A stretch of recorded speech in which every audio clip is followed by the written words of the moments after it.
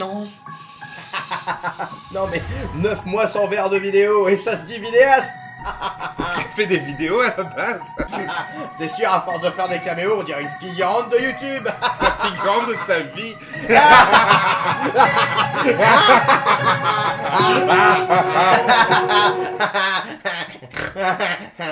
Bah quoi? Pourquoi t'as les oreilles de Mickey? Je sais rien, c'est son cauchemar.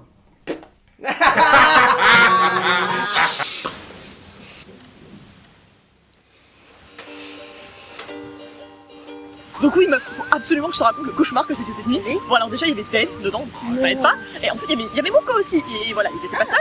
Et en fait du coup, tu vois Nelson dans les Simpsons quand il te pointe du doigt et qu'il fait haha. Bah là en fait il m'a fait pareil parce qu'il se moquait de moi, parce qu'il n'avait pas fait de vidéo depuis hyper longtemps. Et voilà, enfin, ça fait pas si... Ouais, ça fait 9 mois quand même. Ok, ouais, simple. Bon, tu crois que si je dis aux gens que je suis tombée enceinte et que j'ai accouché entre temps, tu crois que ça passe? Genre c'est une bonne excuse, enfin c'est vrai, c'est une bonne excuse en fait. Mais voilà, mais en plus j'ai pas chômé pendant tout ce temps-là. Les gens pensent que voilà, on fait rien et qu'on se laisse aller, et voilà, mais il m'arrivait plein de trucs. C'est là que du coup j'étais en voiture et il y a un mec du coup qui était torse nu, j'ai pas trop compris pourquoi, qui m'a du coup éjecté du véhicule comme ça, comme dans GTA. Et donc du coup il était là et il s'est chromé les dents et il a hurlé Witness et il est parti.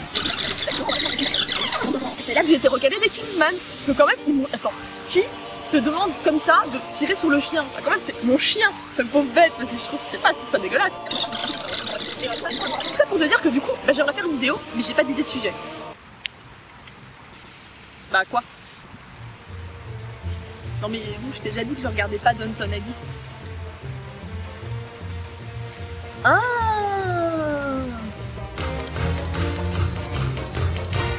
Ah, Mary Poppins. Beaucoup de personnes pensent connaître la célèbre nanny anglaise affublée d'un sac bigger on the inside et d'un parapluie parlant, mais ce serait criminel de la résumer uniquement à supercalifragilisticexpialidocious.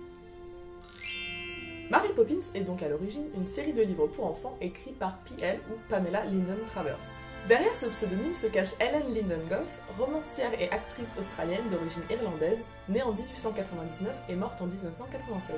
Si vous avez vu Saving Mr. Banks, sorti en 2013, vous connaissez déjà son caractère particulier et son attachement sincère envers ses personnages. C'est encore son interprète dans le film, Emma Thompson, qui en parle le mieux.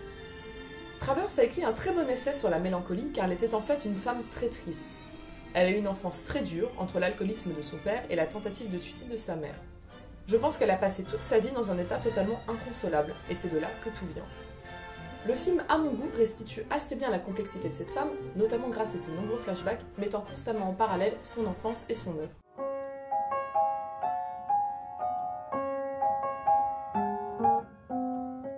Et ce, tout en s'amusant à distiller les mêmes répliques et noms de personnages tout au long du film, tels des petits easter eggs.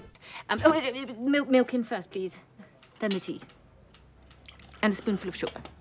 Même si tout n'est pas vrai, mais ça, on y reviendra plus tard. Le travail de Travers ne s'est donc pas limité aux 8 Mary Poppins publiés entre 1934 et 1988, mais est également constitué d'autres romans, de poèmes et d'œuvres non fictives. Bon, du coup, pour ceux qui n'auraient pas encore vu Saving Mr. Banks, bah, regardez-le. Genre, maintenant. J'attends.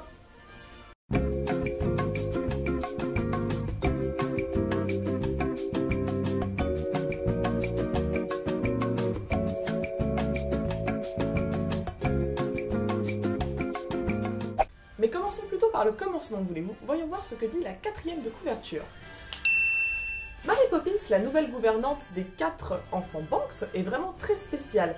Elle monte l'escalier sur la rampe, ouvre un sac vide et en tire un lit pliant, verse de la même bouteille du sirop de citron, de la glace à la fraise, du lait et du punch au rhum. La fantaisie, le merveilleux et l'extravagance viennent soudain bouleverser la vie quotidienne de toute la famille. Pour information, le livre est adapté principalement de quelques chapitres du premier roman, et un peu du deuxième, intitulé en France Le Retour de Mary Poppins. Sachez qu'en découvrant l'œuvre avec le film et non le livre, vous avez donc échappé au récit d'une vache contrainte de danser, ou encore d'un anniversaire fêté dans un zoo où les humains sont en cage. En tout cas, on peut déjà sans se fouler jouer au jeu des 7 différences entre les deux, rien qu'avec ce résumé. Et oui, dans le livre, Michael et Jane ne sont pas les seuls enfants Banks, ils ont également pour petits frères et sœurs les jumeaux John et Barbara, ce qui, il faut l'avouer, complique bien la tâche. Mais évidemment, ce qui choque le plus à la lecture de ce livre, c'est Mary Poppins elle-même.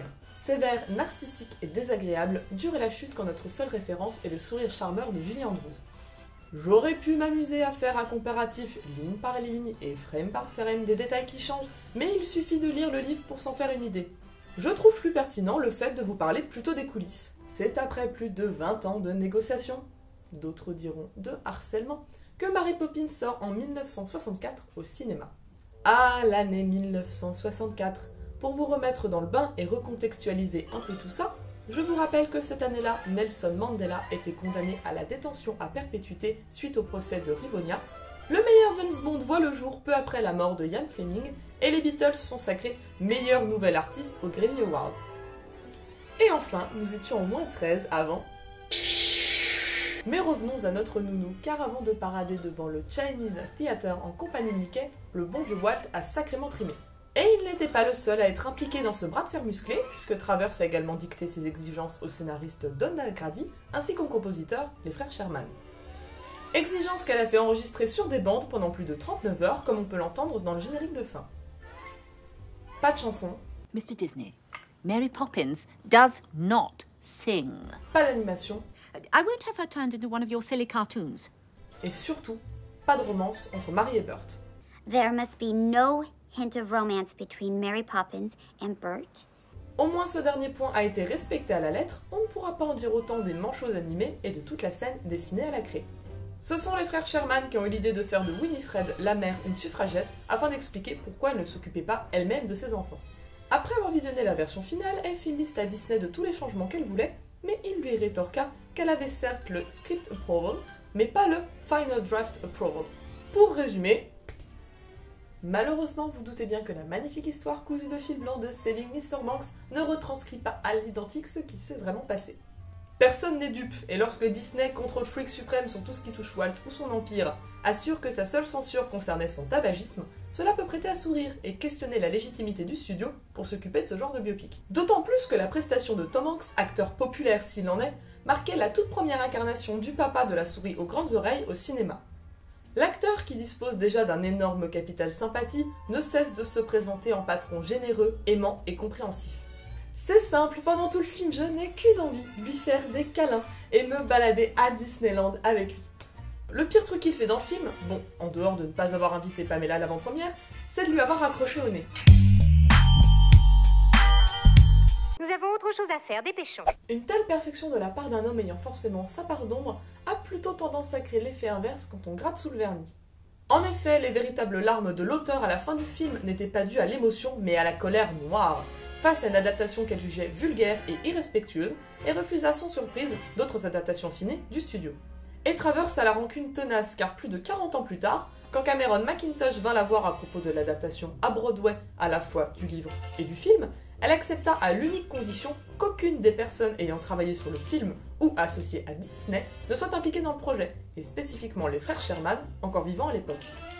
D'ailleurs, soit dit en passant, contrairement à ce qui est dit dans le film, Pamela Travers était mère au moment de ses tractations, ayant adopté un enfant. Et je me permets donc de digresser un petit peu car cette histoire est hallucinante. En effet, Pamela a adopté un petit garçon d'origine irlandaise, mais a refusé de faire de même pour son frère jumeau. C'est à 17 ans qu'il a appris qu'il n'était pas le fils biologique de Pam, ainsi que l'existence dudit frère, complètement abandonné. Il n'empêche que j'éprouve un amour profond pour ce film, que j'évite de nommer par son titre français honteux depuis le début de cette vidéo. L'espace de 2 heures, je me berce d'illusions et me dis que oui, Travers a dansé sur Let's Go Fly a Kite avec le scénariste et a fait le deuil de son père pendant l'avant-première. J'en profite pour glisser rapidement un petit coup de gueule qui ne concerne que la France. Vous allez finir ou je me fâche? Merci. Déjà sortir un film avec 3 mois de retard de nos jours, ça ne devrait plus exister et encore moins pour un Disney. Mais changer le nom de l'œuvre qui a une signification toute particulière pour nous mettre un truc random qui n'a aucun sens, c'est non. Ce n'est pas comme si le film, pendant 2 heures, te martelait le fait que sauver Mr. Banks, le père de famille, c'est sauver Travers, le propre père de l'auteur, également banquier, dont elle ne se remettra jamais de sa mort, survenue lorsqu'elle avait 7 ans. En résumé,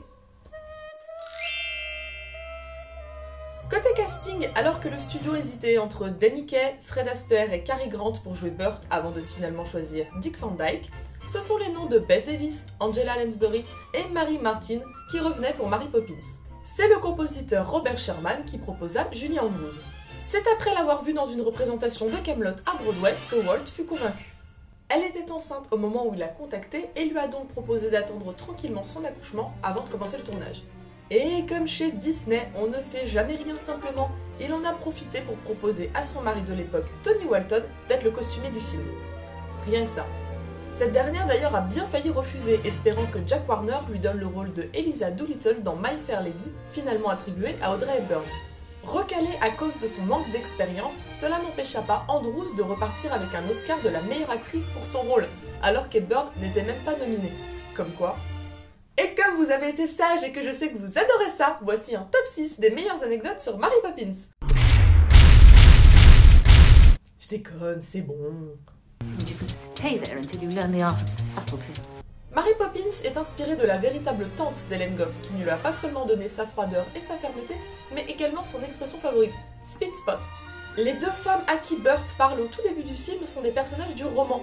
Celle qui a des filles géantes, Mrs. Coyle, et la gérante de la boutique de sucrerie où Mary Poppins et les enfants vont acheter du pain d'épices. Elle est d'ailleurs censée s'y rendre dans le film, mais fait un détour pour voir son oncle Albert. Quant à Mrs. Lark, son chien Andrew avec son petit manteau à carreaux fait carrément l'objet d'un chapitre entier dans le livre, sous le doux nom de Nepomucène. Vous vous souvenez tous des nannies qui font la queue devant la maison des Banks au début du film avant de s'envoler? Eh bien, c'était que des hommes, voilà. Quand Dick Van Dyke lut le script, le rôle de Burt lui revenait déjà, mais il trouvait les parties de Mr. Dove Senior, le vieux vampire, tellement drôles qu'il supplia Disney de lui donner le rôle, même gratuitement. Walt accepta de le faire auditionner à la condition que Dick fasse une forte donation à sa nouvelle école de cinéma, la California Institute for the Arts ou CalArts. On peut également voir dans le générique final le nom de Navkid Kid, anagramme de Dick Van Dyke. Afin de garder le maximum de spontanéité, personne n'avait prévenu les enfants de ce qui allait arriver quand Mary Poppins vide littéralement son sac ou encore quand elle déverse les différents sirops. Pour finir, si vous vous demandiez combien de temps il fallait pour recréer le superbe chignon de Julie Andrews lors de chaque prise, la réponse est simple. 3 secondes, le temps d'enfiler sa perruque.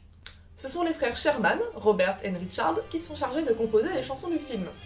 Aujourd'hui connus pour avoir été derrière le livre de la jungle ou encore les Aristochats, les frères Sherman à l'époque jouissaient déjà d'une certaine notoriété, après avoir composé pour des films Disney et certaines attractions de Disneyland, notamment celle à laquelle vous pensez. C'est d'ailleurs après avoir travaillé pendant plus de 2 ans et demi sur la bande-son de Mary Poppins qu'ils apprennent que le bon vieux Walt n'avait toujours pas acquis les droits en question. Ils auront écrit au total plus de 30 chansons. Robert a cherché pendant 2 semaines une phrase entraînante pouvant être l'hymne de Mary Poppins et sonnant comme une prescription. L'inspiration lui vint lorsqu'un jour son fils Jeff revint de l'école et lui dit qu'il a été vacciné contre la polio en avalant un morceau de sucre. Le père des compositeurs, Al Sherman, avait pour hobby de faire des cerfs-volants pour les enfants du voisinage lorsqu'ils étaient petits. Vous l'aurez d'ailleurs évidemment deviné, le cerf-volant brisé au début du film représente la famille brisée. Quand à la fin Mr. Banks répare les 4 morceaux, ce sont les 4 membres de la famille qui sont réunis à nouveau. En ajoutant son ruban de suffragette, Mrs. Banks concède aussi de passer plus de temps avec sa famille. Supercalifragilisticexpialidocious a été inspiré par un mot qui n'avait aucun sens utilisé pendant un camp d'été par les compositeurs lorsqu'ils étaient enfants. Ils voulaient que Michael et Jen utilisent également un terme dont les adultes ne connaîtraient pas la signification. Quand on décompose, ça donne super, signifiant au-dessus, cali, qui signifie la beauté, fragilistique, délicat, expiali, expiatoire, et docious que l'on peut éduquer. Alors qu'il fallut 47 prises à Julie Andrews pour chanter sa chanson préférée pour laquelle elle s'était tant battue, allant même jusqu'à écrire à Travers pour ne pas qu'elle soit supprimée du film, il n'en fallut qu'une à Dick Van Dyke pour Fidelity Fiduciary Bank. Enfin, Feed the Birds était la chanson préférée de Disney. Chaque fois qu'il rendait visite aux Sherman, il lui suffisait de leur dire play it et ils savaient ce qu'ils devaient jouer. Et maintenant parlons un peu doublage. Évidemment, tout film musical se doit d'être vu en version originale pour pouvoir profiter pleinement de la prestation des acteurs, surtout lorsqu'ils sont aussi talentueux que Julie Andrews. Mais nous parlons ici d'un film Disney, et les cassettes que nous avions tous usées petits étaient bien évidemment en français, et la VF dans ce genre de film joue le rôle de doudou, nous rappelant notre enfance. Pour ma part, je préfère certaines chansons en français et d'autres en anglais, comme ça, pas de jaloux. Elles sont dans leur ensemble plutôt bien traduites et le travail d'Eliane Thibault et Michel Roux est remarquable. Les mauvaises langues ajouteront même que la VF n'essaye pas d'imiter l'accent anglais comme le fait la VO. Bon, inutile de vous rappeler que Julie Andrews, 1 an après Mary Poppins, a joué dans The Sound of Music, plus connu sous le nom de La Mélodie du Bonheur par chez nous, ou encore dans un autre grand film musical, Victor Victoria, en 1982. Elle n'a certes pas fait énormément de films depuis, mais a été faite Dame Commandeur de l'Empire britannique et rien que pour ça, on peut tous fermer notre gueule. Elle a d'ailleurs obtenu un Oscar et moult Golden Globe pour les films cités. Elle a également été nommée Disney Legends en 1991 pour sa contribution à la magie de Disney. De vous à moi, j'aime d'ailleurs énormément le fait que la firme aux grandes oreilles ne l'ait pas oubliée, puisque récemment elle était la narratrice de Il était une fois, et surtout elle jouait la reine Clarice Rinaldi dans les Princess Diaries. Mais vous savez, le film où on vous fait croire qu'Anna Hathaway est un tâcheron, la dite Anna Hathaway, qui incarne Mary Poppins à la perfection dans un sketch du Saturday Night Live par ailleurs. Même si j'avoue que Kristen Bell dans la vidéo de Funny or Die se défend vraiment pas mal. Quant à Dick Van Dyke, après avoir été la star de son propre show pendant 5 saisons, The Dick Van Dyke Show, il enchaînera plutôt des rôles sur le petit écran. À presque 90 ans, il se porte comme un charme, comme le prouve sa récente apparition dans un clip vidéo. Karen Dotrick, qui jouait Jane Banks, va bien, elle était d'ailleurs au D23 récemment, tout comme Glynis Jones, qui jouait sa mère Winifred. Concernant les moins bonnes, David Tomlinson, qui incarnait George Banks, le père, est décédé en 2000 à l'âge de 83 ans. Quant au pauvre petit Michael Banks, Matthew Garber, il mourut à l'âge de 21 ans, déçu d'une hépatite contractée en Inde pendant un tour du monde qu'il s'était organisé pour sa majorité. Cette expression est souvent utilisée à tort et à travers, mais cette fois-ci c'est vrai. Mary Poppins est un chef-d'œuvre intemporel, proposant un univers enchanteur et des chansons entêtantes. De plus, son héroïne est l'un des personnages fictifs anglais les plus connus qu'il soit. Après, on peut également y voir la suprématie totale d'une entreprise gigantesque qui finit toujours par obtenir ce qu'elle désire, quitte à bafouer son auteur, qui sera marqué à vie par cette expérience. C'est vous qui voyez. Et maintenant, me direz-vous, bien que Disney soit en pleine vague de remake en ce moment, je pense que Saving Mr. Banks suffit bien largement à remettre au goût du jour notre nanny anglaise préférée, et c'est tant mieux. T'as pas été sur internet toi récemment? Non, pour... Bah regarde. Oh bordel de...